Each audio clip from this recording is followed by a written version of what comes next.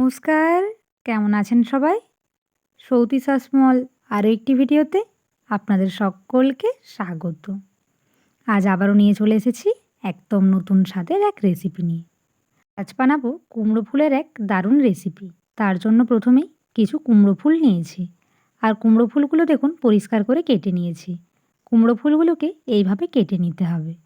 আর তার সাথে নিয়েছি কিছু কাঁচা লঙ্কা আর কয়েকটা রসুন।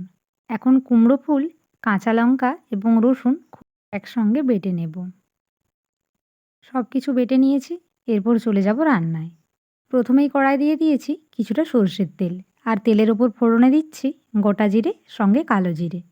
ফোড়ন ভালোভাবে ভাজা হয়ে গিয়েছে, এখন এর সাথে দিয়ে দিচ্ছি কোচানো পেঁয়াজ। চটজলদি কিন্তু কুমড়ো ফুলের এই রেসিপি বানিয়ে ফেলতে পারেন।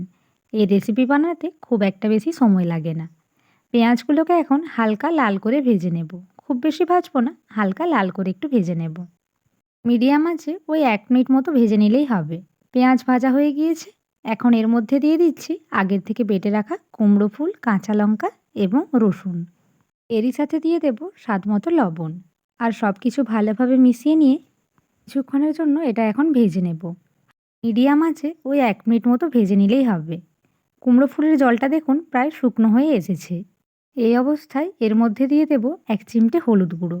আপনারা চাইলে এখানে হলুদ গুঁড়োটা বাদ দিতে পারেন, তবে হলুদ গুঁড়োটা দিলে কুমড়ো ফুলের এই রেসিপিতে রঙটা খুব সুন্দর আসে। হলুদ গুঁড়ো এখন সব কিছুর সাথে ভালোভাবে মিশিয়ে নেব। আর মিডিয়াম আঁচে আবারও এটাকে 1 থেকে 2 মিনিট রান্না করে নিতে হবে। যখন দেখবেন সব কিছু খুব ভালোভাবে ভাজা হয়ে গিয়েছে, তখন জানবেন রেসিপিটি একেবারে তৈরি। ফিরে এসেছি 2 মিনিট পর। কুমড়ো ফুলের রেসিপি পুরোপুরি তৈরি। এটা এখন একটা পাত্রে নামিয়ে নেব।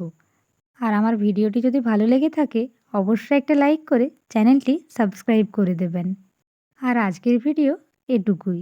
টাটা।